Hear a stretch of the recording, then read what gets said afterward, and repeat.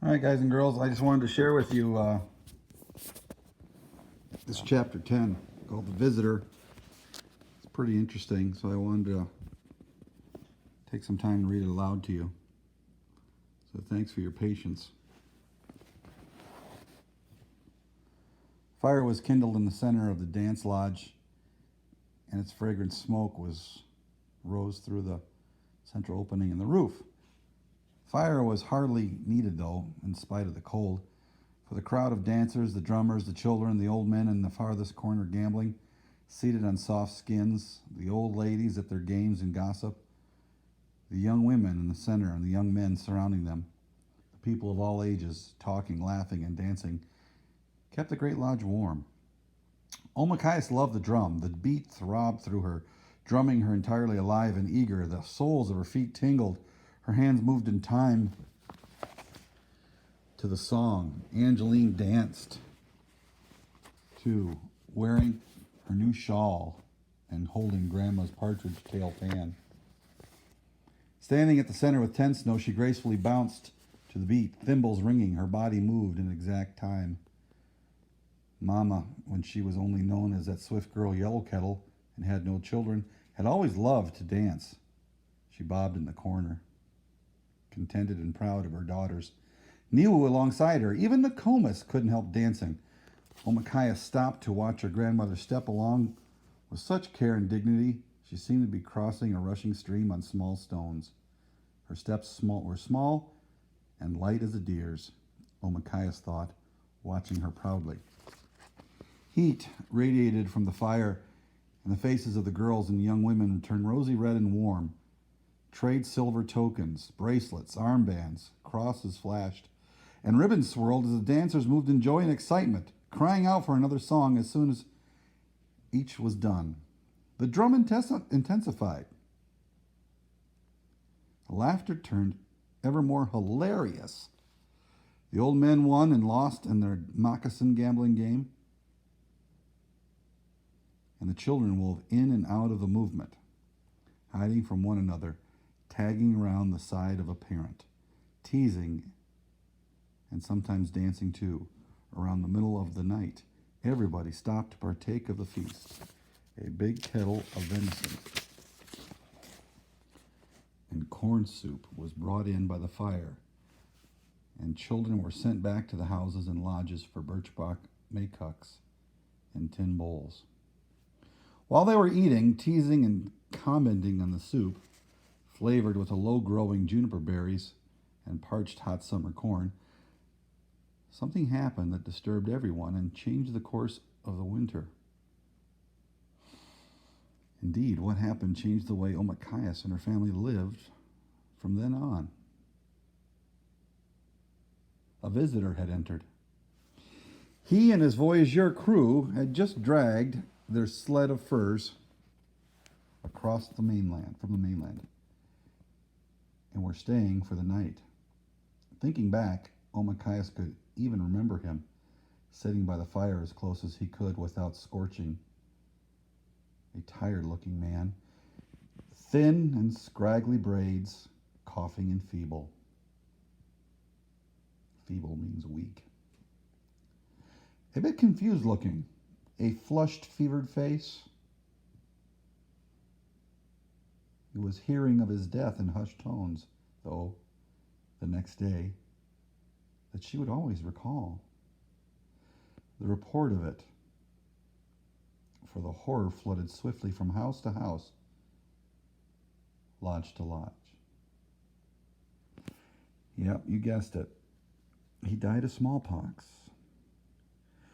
Although the visitor's body was taken to the farthest end of the island, although everything he touched was burned, including the lodge he'd stayed in and the blankets that he wore, although the generous family who let him in purified themselves in the sweat lodge,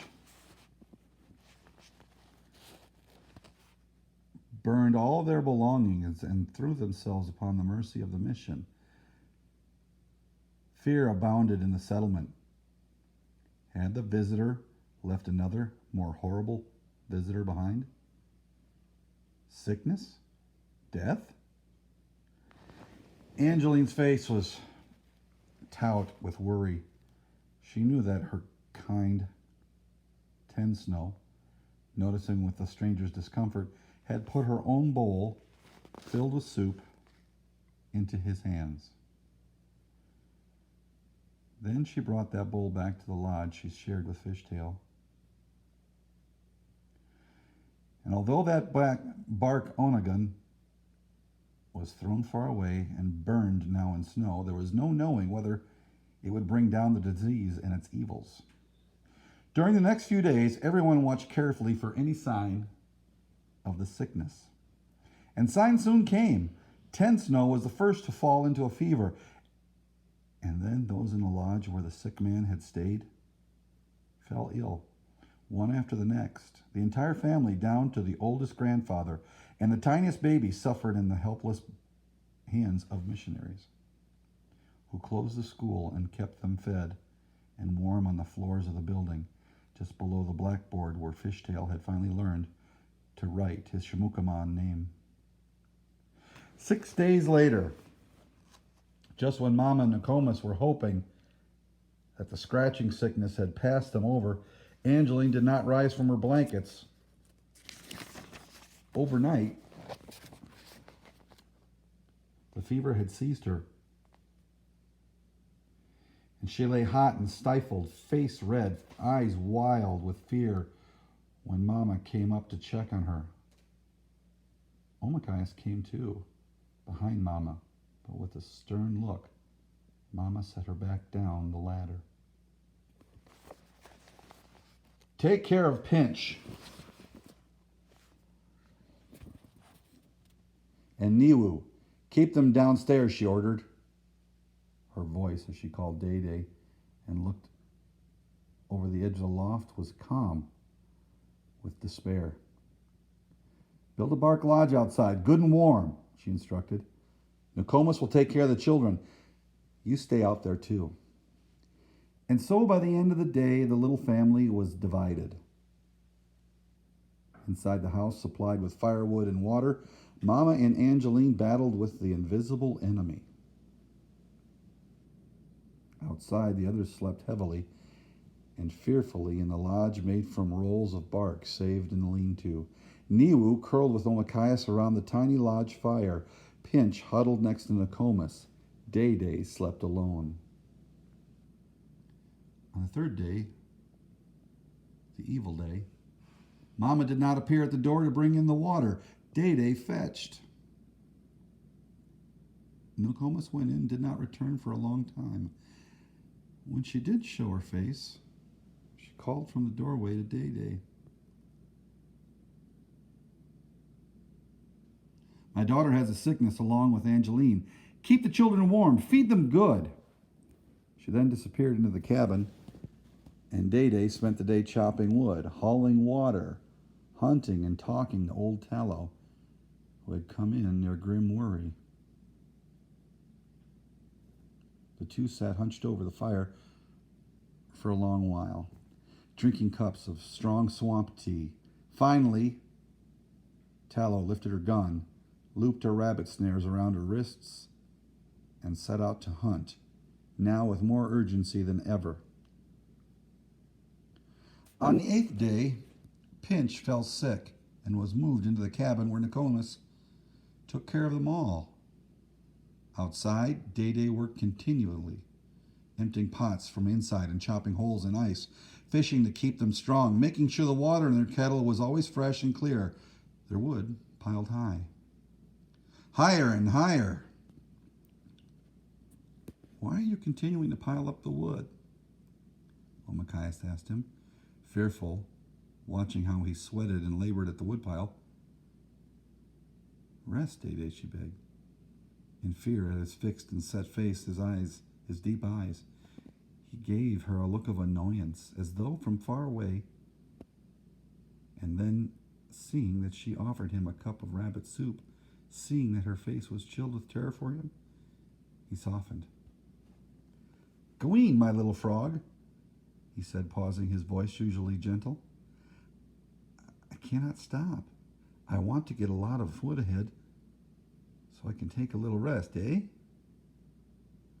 He smiled at her, but his smile was weary. The gentle exhaustion in his voice terrified her more than anything that had happened so far.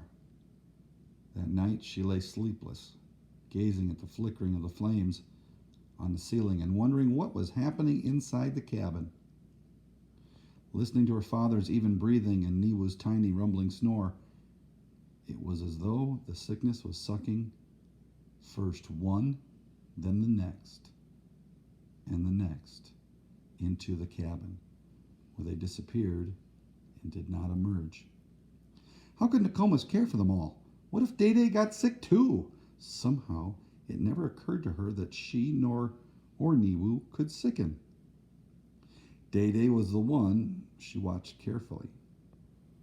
Not Niwu. It was as though her little brother were part of her.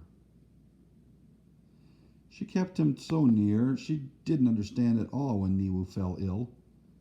Or maybe she couldn't let the fact in, because she just loved her little brother so much. Maybe that. It happened in the night. As she held him close, Omakais felt his small body turn heated and molten. Soft and fiery with the fever's rage, he was red, quiet, and limp in her arms when Day woke. And Omakais held him close, gently bathed his face with a bit of snow, hoping he would grin at her, hoping that again he would be healthy and sweet. She didn't want the sickness, to suck him in too. It couldn't. She wouldn't let it. But as soon as she dozed off, Day lifted little Niwu away. She woke immediately, crawled into the door of the lodge, and then as Day walked toward the silent cabin with the tiniest thread of smoke coming from the chimney, Omakais saw him stagger. He didn't fall.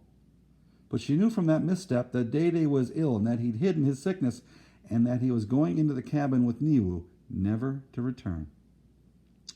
Omakais acted without hesitation. She put out the little fire in the birch bark house. If they were all to die together, then let it be so. She would not stay outside alone and away from those she loved. No, not even if it meant her life. She followed Niwu inside. The air in the cabin was thick with the stink of disease, but the hearth was warm.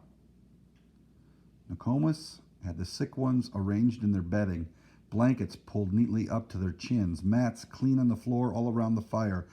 Although Nokomis sat next to Mama in a stupor of exhaustion and did not at first speak to Omakais, she nodded encouragingly at Angeline, who slept easily now.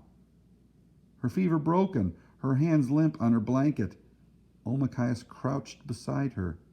That's when she saw that the beautiful face of her sister was covered with ugly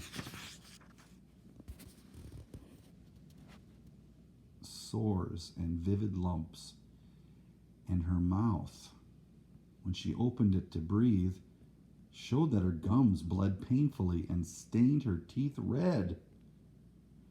Her hair was caught in a thick mat. But she was alive, and her breath moved steadily in and out. So Mama slept, also covered with sores, unconscious and still in the depth of her danger. Pinch kept tossing off his covers or dragging at Mama's, with a weary, loving, unthinking movement that showed she had done this thousands of times before. Nokomis replaced the blankets, held a tin cup of water to Pinch's lips, trickled a little water between Mama's lips and then Angeline's. Day slumped over by the fire. She did not disturb except to lower him to the earth. Motioning to Omakais, she indicated Niwu, who was trembling now, his tiny arms and legs moving jerkily as the heat in his body increased and increased until he had not the strength to even cry. "Keep holding him," said Nokomis tenderly. giving Niwu to Omakaya, seating them by the fire. She placed her dry, old, cool hand on the back of Omakayas' head. Just keep holding him, she said again. And so Omakayas did. She held Niwu through the night, dozing with him, waking when he thrashed, cleaning him, bathing him with cool water, his forehead and his tiny, straining, bony chest, his clenched hands, and his beautiful feet. She held him when he melted into a troubled sleep, when his breath rasped, when his cough deepened, when he cried and cried until his voice was gone. She held him when he grew still and quiet, too quiet, when his fever came back. One day passed, another blurred, and still she held her little brother, held him close in her arms. She held him as he looked mysteriously into her face, his eyes huge. She held him when he spat up blood, when he whimpered for Andeg, who sat high up in the roof beams, head underneath his wing. She held him through another night, held him when his chest went drum tight and he struggled for breath, held him when he drew that breath deep from the heart. She held him when he died. She held him close. She didn't know exactly when his life went, except that Andeg croaked 3 times, longingly, as though for his playmate, and then Omakayas knew that something had changed. Her little brother's body no longer warmed her with its heat. They were the same temperature, and then he was colder. Still, she did not let him go. Nokomis had to take him from her arms, and when she did, Omakayas fell down on the blanket, arms still held in the cradle shape of her brother, and knew nothing all that day.